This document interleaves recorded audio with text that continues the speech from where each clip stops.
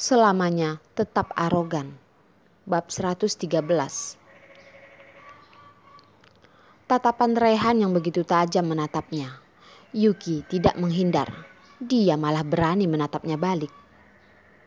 Sekarang dia sudah lupa hubungan yang telah berakhir antaranya dan Rehan. Dia hanya karyawan biasa yang berani menyatakan pendapatnya dan berusaha untuk mengurangi kerugian perusahaan. Yuki merasa dia tak bersalah. Oleh karena itu, dia berani menatap balik mata Rehan. Rehan menatapnya dengan penuh rasa apresiasi. Tidak terbayangkan. Yuki adalah karyawan baru, tapi dia berani menatapnya dengan tajam. Sampai Rehan tidak terpikirkan tentang poin yang ia sampaikan, dan sudah disampaikan lebih dulu oleh Yuki. Rehan merubah pandangannya tentang Yuki. Rehan pun berkata dengan manajer departemen bisnis. Manajer Eko, kamu coba cek ulang datanya.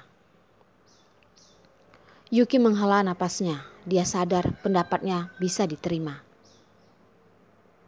Setelah laporannya itu, pikirannya terasa lebih rileks.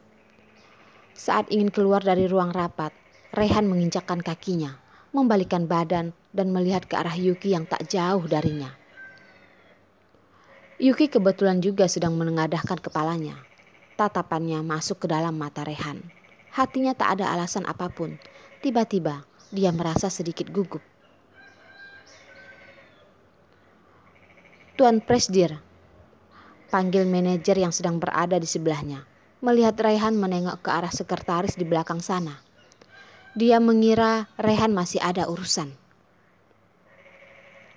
Rehan masih menatap Yuki. Dia menatap dengan sedikit ketidakpahaman dan dia berkata,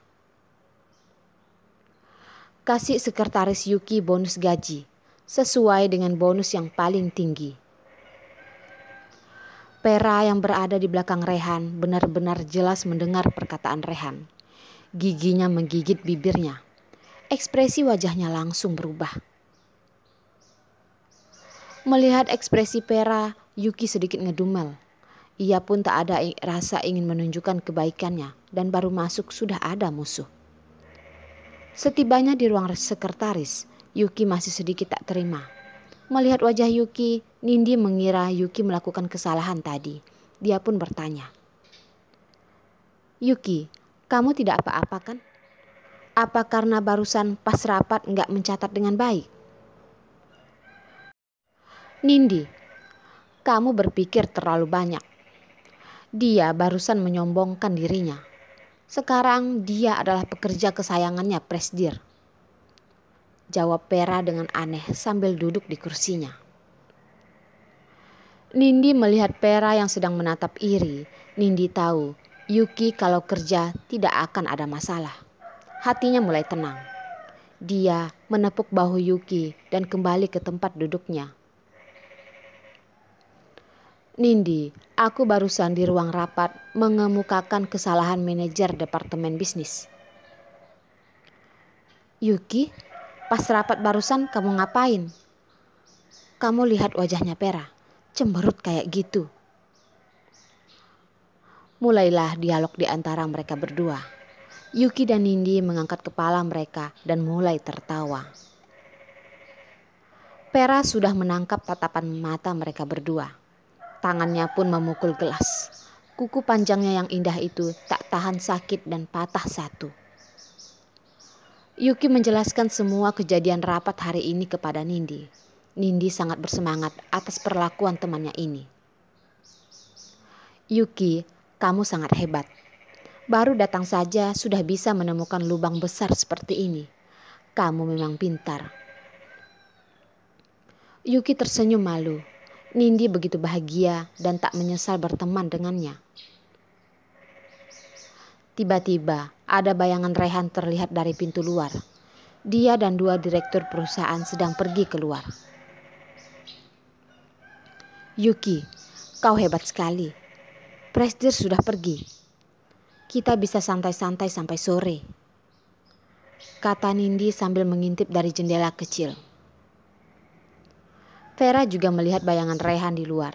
Matanya menatap Yuki, berdiri dan berjalan ke arah tempat minum teh. Waktunya makan siang. Nindi berjalan girang menepuk bahu Yuki. Dia berkata, "Yuki, ayo, waktunya makan." Restoran grup Realtek adalah makanan-makanan yang terbaik. Tidak hanya gratis, tetapi sayurnya juga beragam. Rasanya tidak kalah dengan restoran ternama lainnya. Ini mengapa orang-orang berebutan untuk masuk ke grup Realtek. Anaknya baik, profitnya baik, presidir perusahaan juga ganteng. Kebanyakan wanita yang belum menikah bekerja di sini, seperti Pera. Kala itu, ia pernah bermalam bersama Rehan. Sayang sekali, hanya semalam. Tapi dia tidak sukarela. Jika ia mengelola hatinya, ia tak percaya akan mendapatkan hati Rehan. Yuki dan Nindi duduk bersama di sudut restoran, sambil makan sambil ngobrol, sangat bersuka cita. Yuki sudah lama tidak sesenang ini. Bisa ngobrol sepuasnya dengan teman baik, benar-benar ia merasa bahagia.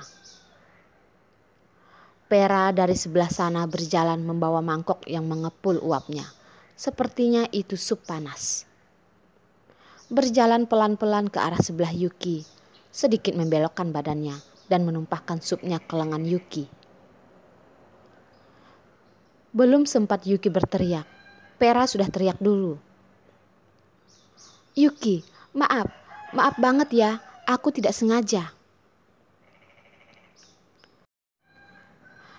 "Ah, panas sekali." Sup itu sudah membuat tangan Yuki berubah menjadi merah dan bengkak. "Yuki, kamu tak kenapa-kenapa kan?" Nindi buru-buru mengelap tangan Yuki. Tangan Yuki yang kemerahan sudah sedikit melepuh. "Yuki, lenganmu melepuh." Nindi menatap marah Pera. "Kamu kenapa tidak hati-hati? Kamu lihat, lengan Yuki melepuh." Pera mencoba menutupi kepuasan dalam hatinya. Dia berpura-pura meminta maaf. "Maaf, aku tidak sengaja." Melihat Pera yang munafik, hati Nindi sangat kesal. "Tidak sengaja, aku melihatmu sengaja melakukannya." "Nindi?" Tangan Yuki menarik tangan Nindi. Kalau dia tak menarik tangan Nindi, mereka berdua pasti akan berkelahi. Mereka semua adalah satu kantor.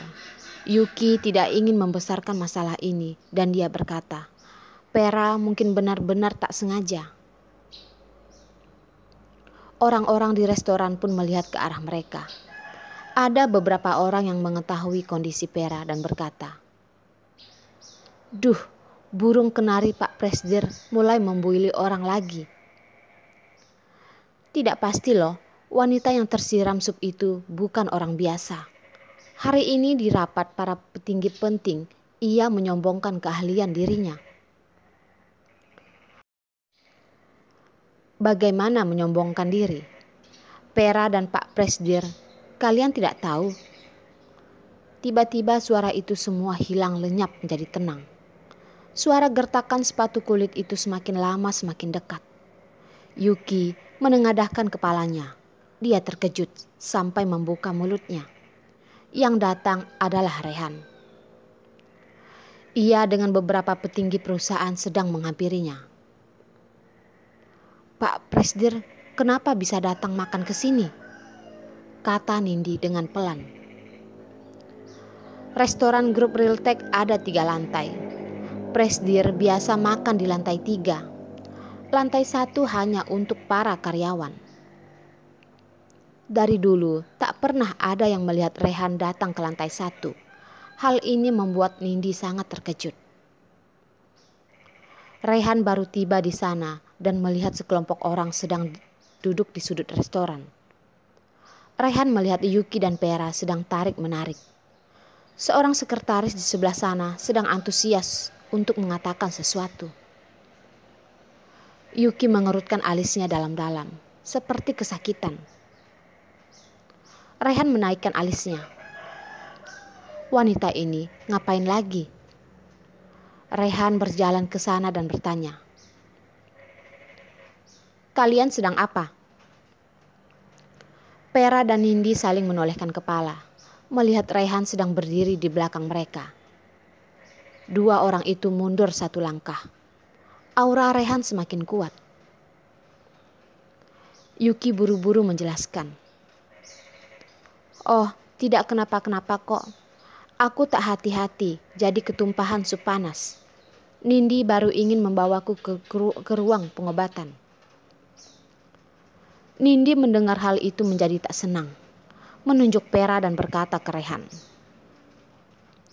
"Bukan Yuki yang salah. Ini Pera yang sengaja menumpahkannya." Kali ini dia tidak takut terhadap Pera yang adalah kekasih Rehan. Dia ingin hari ini ada keadilan untuk Yuki. Yuki sengaja menyembunyikan lengannya ke belakang. Dia tak ingin Rehan mengetahuinya. Rehan berjalan satu langkah ke depan, menarik lengan Yuki, melihat luka Yuki dan sudah ada beberapa gelembung di tangan Yuki. Rehan mengerutkan keningnya. Dia tak berkata apa-apa. Ia menatap tajam Pera dan menarik tangan Yuki untuk ke ruang pengobatan. Pera dan Nindi pun terkejut melihat yang dilakukan Rehan kepada Yuki. Wajah Nindi benar-benar kaget. Wajah Pera diselimuti kaget yang bercampur dengan kecemburuan. Yuki sudah mulai beraksi. Dia melepaskan tangannya, tetapi tangan Rehan sangat bertenaga. Ia menggenggamnya erat-erat. Yuki pun tak berani berontak. Sambil menggenggam tangannya dan membiarkan pandangan orang-orang yang kaget, mereka pun masuk ke dalam lift. Sekali masuk lift, Yuki pun melepaskan tangannya dari genggaman Rehan. "Aku bisa ke ruang pengobatan sendiri. Kamu pergi sana." Rehan tidak menghiraukan Yuki. Dia kembali menggenggam tangan Yuki sambil menatapnya serius. Tangan sudah begitu merah dan ada beberapa gelembung di sana. Terlihat luka yang sangat serius. "Jangan bergerak," Rehan memerintahnya. Wanita ini benar-benar tak bisa bikin orang tenang. Baru ditinggal sebentar, sudah menjadi kacau seperti ini. "Aku bisa pergi ke ruang pengobatan sendiri minta obat. Lepaskan aku." Yuki merasa Rehan membesarkan hal sepele. Hanya ada beberapa gelembung. Waktu dulu dia kerja di restoran, ini adalah hal yang biasa. "Diam sebentar." Rehan menaikkan nadanya. Yuki mengerutkan keningnya dan berkata, "Kenapa kamu galak begini?" Pria ini benar-benar berani. Sebentar bergaya, hatinya sedih atas luka dengan Yuki. Sebentar-sebentar berontak. "Kamu kenapa begitu bodoh? Bertemu orang yang menumpahkan sup panas, kamu masih membiarkannya." Rehan menghela napas sambil memegang dadanya, mulai mengajarkan nilai penting menjadi orang benar. "Tidak usah terlalu baik mengajarkanku. Aku tahu harus bagaimana." Yuki kesal dan wajahnya memerah. Benar-benar aneh. Yuki tak ada berteriak memintanya menolongnya. Rehan yang menarik tangannya untuk ke ruang pengobatan. Kenapa masih harus emosi? Pria ini selamanya egois. Dari dulu tidak pernah memikirkan yang orang lain rasakan. Setiap hal selalu berdasarkan apa yang ia pikirkan. Kapan dia bisa belajar untuk menghargai orang lain?